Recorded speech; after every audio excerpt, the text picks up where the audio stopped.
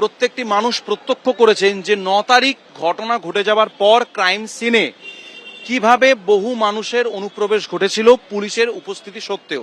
১৪ তারিখ রাত্রেবেলা আরজিকর মেডিকেল কলেজে যে ভ্যান্ডালিজম হয়ে গিয়েছিল, আমরা জানি যদি মনে করা যায় যে এভিডেন্স ট্যাম্পারিং হয়নি, তাহলে এই ঘটনা কেন ঘটলো? তাহলে সেই জায়গায় দাঁড়িয়ে সিবিআই ৯০ দিন পরেও তথ্য প্রমাণ লোপাটের ভিত্তিতে, এভিডেন্স ট্যাম্পারিং এর ভিত্তিতে কোনো চার্জশিট দিতে পারলেন না।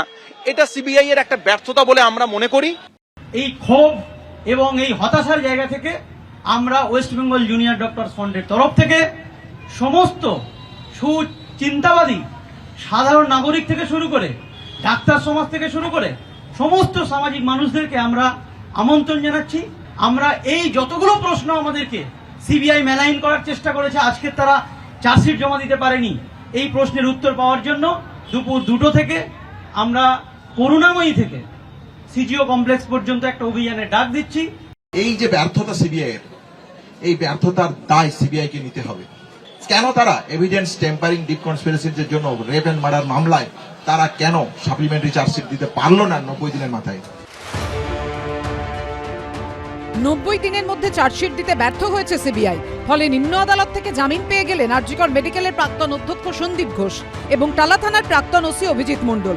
একই দিনে সাড়া ফেলে দেওয়া নিয়োগ দুর্নীতিতে ইডির মামলায় সুপ্রিম কোর্ট থেকে জামিন পেয়ে গেলেন প্রাক্তন শিক্ষামন্ত্রী পার্থ চট্টোপাধ্যায়। কেন্দ্রীয় এজেন্সির হাতে থাকা একের পর এক মামলায় জামিনের ধারা অবশ্য চলছে বেশ কিছুদিন ধরেই। কিছুদিন আগেই নিম্ন আদালত থেকে জামিন পেয়েছেন পার্থ চট্টোপাধ্যায়ের ঘনিষ্ঠ অর্পিতা মুখোপাধ্যায়, যার দুটি ফ্ল্যাট থেকে ইডি নগদ প্রায় ৫০ কোটি টাকা এবং কেজি কেজি গয়নার পাহাড় বাজেয়াপ্ত করেছিল। সেই টাকা গয়না উদ্ধারের পরই পার্থ চট্টোপাধ্যায় এবং অর্পিতা মুখোপাধ্যায়কে গ্রেফতার করে ইডি। এবার অর্পিতা এবং পার্থ দুজনেই ইডির মামলায় জামিন পেয়ে গেলেন। শুধু তাঁরা নয়, নিয়োগ দুর্নীতির মামলায় সিবিআই এর হাতে গ্রেফতার হওয়া তৃণমূল বিধায়ক জীবন কৃষ্ণ সাহা সুপ্রিম কোর্ট থেকে জামিন পেয়ে গেছেন। প্রাথমিক নিয়োগ দুর্নীতিতে ইডির হাতে গ্রেফতার হওয়া তৃণমূলের আরেক বিধায়ক মানিক ভট্টাচার্য হাইকোর্ট থেকে জামিন পেয়েছেন। সুপ্রিম কোর্ট থেকে জামিন পেয়েছেন নিয়োগ দুর্নীতিতে ধৃত কুন্তল ঘোষ। গরু পাচার মামলাতেও কেন্দ্রীয় এজেন্সির হাতে গ্রেফতার হওয়া অনুব্রত মণ্ডল, তাঁর মেয়ে সুকন্যা মণ্ডল এবং অনুব্রত দেহরক্ষী সাইগাল হোসেন তিনজনই জামিন পেয়ে গেছেন। আর এই প্রেক্ষাপটে বাম কংগ্রেস ফের একবার সেটিং এর অভিযোগে সরব হয়েছে। তাদের দাবি এজেন্সির গ্রেফতারি শুধুই লোক দেখানো। সিবিআই চাইছে জামিন হোক, সরকারি উকিল চাইছে জামিন হোক এবং সবাই মিলিয়ে বন্দোবস্ত করা হচ্ছে যাতে মমতা ব্যানার্জির মুখ উজ্জ্বল হয়। মমতা ব্যানার্জি এখন উচিত ফুলের বুকে নিয়ে ওই উকিল এবং সিবিআই এর তদন্তকারীদের কাছে গিয়ে দিয়ে কৃতজ্ঞতা জানান। কলকাতা পুলিশ সঠিক তদন্ত করছিল, অ্যারেস্ট করেছিল। কলকাতা পুলিশের তদন্তে যদি আস্থা থাকতো এতদিনে ফাঁসির সাজা ঘোষণা হয়ে যেত, কিন্তু তার বদলে we want justice, we want CBI, গোটা তদন্তটা নিয়ে একের পর এক মিথ্যা কথা বলে গেছে। এরা ইচ্ছা মতো গল্প শুনিয়েছে।